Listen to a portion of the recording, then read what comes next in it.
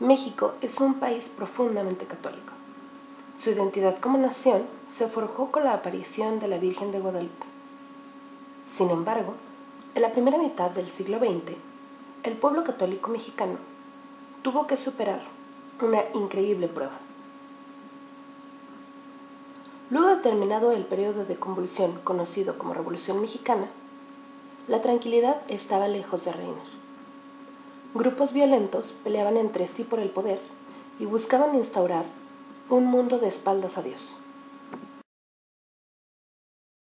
Aquí hubo un conflicto entre los ciudadanos de la ciudad del hombre y los ciudadanos de la ciudad de Dios.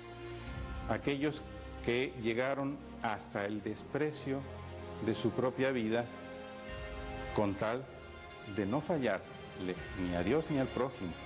En 1921, la imagen de la Virgen de Guadalupe se libró milagrosamente de un atentado. Luego vino la explosión del Cristo del Cubilete, la expulsión del nuncio apostólico, las bombas en las catedrales de Morelia y Guadalajara. La violencia crecía. En 1924 llegó al poder el general Plutarco Elías Calles, representante del sector más radical del gobierno. Para 1926 había hecho aprobar la llamada Ley Calles, que castigaba cualquier actividad de culto y caridad cristiana. Ser católico y expresarlo era delito, y este delito se pagaba con la muerte inmediata. Que quería imponer a rajatabla el gobierno de Calles y que había de alguna manera minimizado el gobierno de Carranza o el gobierno de Obregón, la ley era absolutamente insostenible para los católicos mexicanos. Frente a la Ley Calles, el episcopado autorizó suspender el culto público. Los sacerdotes que podían permanecerían clandestinamente con su gente. Casi todos los obispos fueron expulsados violentamente del país. Los otros obispos estaban en Roma, se fueron a Roma y pues prácticamente durante 3 años la Iglesia de México vivió en una época de catacumbas, ¿no? Fue verdaderamente una iglesia de catacumbas. Se multiplicaron infundiendo el martirio de muchos sacerdotes y laicos. El pueblo, indignado, reaccionó. Los católicos seglares, esta no es una iniciativa de la jerarquía de la Iglesia, sino de los seglares, se funda un organismo que se va a llamar la Liga Nacional Defensora de la Libertad Religiosa. El nombre es un poquito largo, entonces simplemente en el uso cotidiano se le conoció como la Liga. Las acciones más notables fueron un gran boicot nacional comercial y el envío de cartas a las cámaras de representantes, apoyadas hasta por 2 millones de personas. Pero esto no frenó la agresión del gobierno.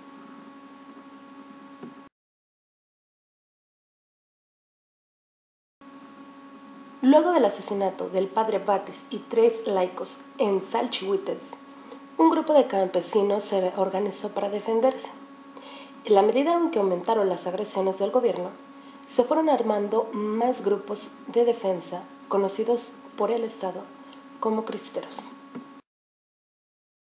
Siendo ellos católicos, y de pronto en Michoacán, en Jalisco, aquí mismo en Querétaro, en Guanajuato, se empieza a organizar una resistencia civil.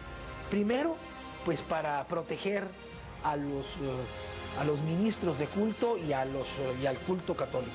Y después, pues para repeler los ataques y para repeler también el hostigamiento por parte de las tropas federales. En 1929, los cristeros no podían ser vencidos, así que el gobierno estaba muy débil. El gobierno entonces desistió de la violencia explícita contra la Iglesia y esos grupos dejaron las armas.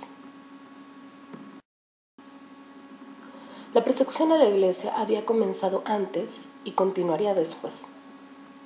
Pero entre 1926 y 1929 se dio el pico máximo de violencia.